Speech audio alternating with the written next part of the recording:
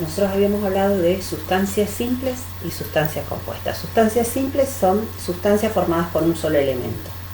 Oxígeno, nitrógeno, cloro, bromo, sustancias simples. Voy a hacer el 100% va a ser de ese elemento.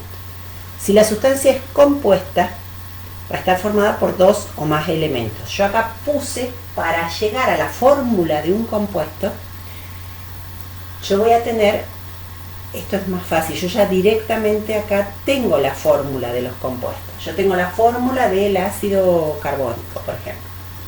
2 hidrógenos, 1 carbono, 3 oxígenos. Esa es una fórmula. Esa fórmula lo que me dice es, no cómo están unidos, pero sí me dice cuántos átomos hay en ese compuesto. Entonces tengo 2 átomos de hidrógeno, 1 átomo de carbono y 3 átomos de oxígeno. Ahora, cada átomo de elemento distinto tiene una masa atómica diferente. La masa atómica es, o peso atómico, es un numerito que aparece en la tabla periódica, que es el promedio de todos los isótopos de esos elementos. Depende de la facultad donde está, les van a pedir más precisión o menos precisión en ese valor.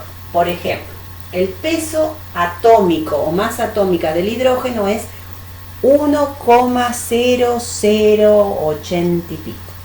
Yo directamente le considero 1 por 2. Si la facultad les exige 3 numeritos después de la coma, bueno, utilizarán con la precisión que les piden ahí.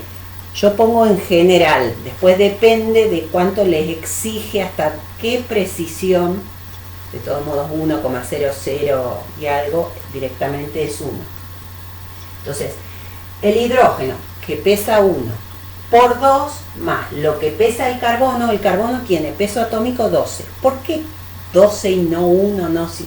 Bueno, el peso atómico de cada elemento va a depender de cuántos protones y cuántos neutrones hay, el promedio de todo eso. Entonces el carbono tiene masa 12, por 1 porque hay un solo carbono, más lo del oxígeno que es 16 por 3.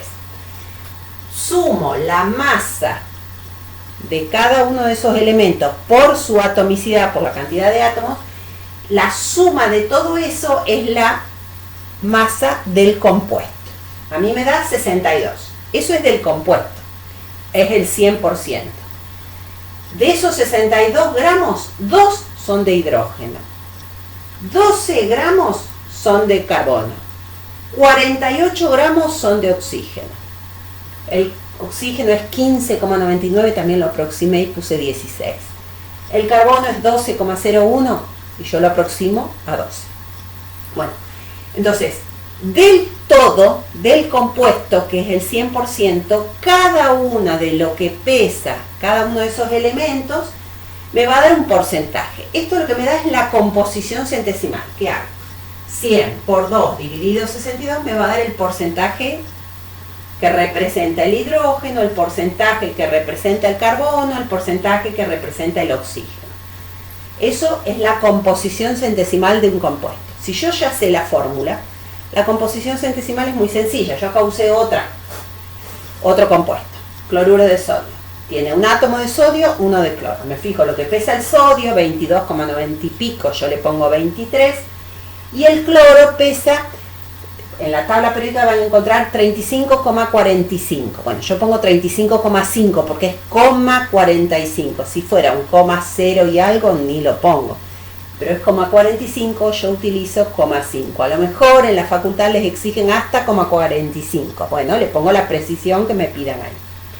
La suma de todo esto es 58,5. Es todo, es el 100%. Lo que pesa individualmente cada elemento me va a dar un porcentaje, que es su composición centesimal. Lo mismo para la glucosa, por ejemplo. Carbono 6, hidrógeno 12, oxígeno 6. Veo lo que pesa el carbono por 6, más lo que pesa el hidrógeno por 12, más lo que pesa el oxígeno por 6. Todo eso me da 180 gramos. Es el 100%.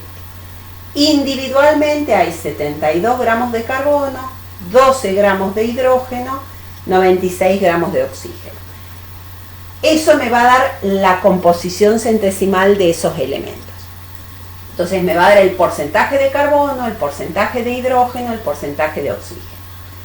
Esto es una manera de resolver o calcular su composición centesimal. Hay otras facultades donde lo inician por otra manera. Ojo, todo esto se puede resolver, esto es como es, estoy aplicando la matemática acá, se puede resolver de distintas maneras. Hoy en día que se trabaja mucho online, o sea, a distancia, y ustedes van a resolverlo, a lo mejor les permiten hacer de distintas maneras. Yo explico de esta manera, se los podría explicar de otras maneras, pero me parece que cuantas más maneras de explicar les pongo, a veces más se les confunde. Si la manera que yo expliqué no se entiende, me preguntan y tratamos de resolverlo de otra manera. Entonces, esto hago como una regla de 3 simple. Esto es llegar a la composición centesimal de un compuesto. Si yo ya sé la fórmula, perfecto. Ahora, supongamos que yo no conozco la fórmula del compuesto, sobre todo en orgánica. Los compuestos orgánicos son muchos. Entonces, ¿qué se hace? Generalmente no es una sustancia pura, sino es una mezcla. Esa mezcla lo que hace es se aplican métodos de separación, métodos de fraccionamiento. Cuando llego a lo que creo que es una sustancia pura, lo que hago es determinar su punto de fusión, su punto de ebullición, su densidad. Si esos valores se mantienen constantes, es una sustancia pura. Si no, tengo que aplicar algún otro método de fraccionamiento para aislarlo. Llego a la fórmula de un compuesto, que ya sé que es una sustancia pura. Y no sé cuál es la fórmula, no sé qué tengo. Bueno, se hacen algunas transformaciones químicas para ver qué elementos tengo. Y después se hace la composición centesimal, o sea, todas etapas al revés de lo que tengo acá. O sea, calcular cómo llegar a la fórmula de un compuesto es un poquito más complejo. Ahora vamos a trabajar sobre todo por orgánica. Les voy a ir explicando cómo puedo llegar a partir de una muestra de la que conozco una sustancia pura que no sé cuál es, tengo que enseñarles cómo llegar a la fórmula de un compuesto, al revés de lo que estoy haciendo acá.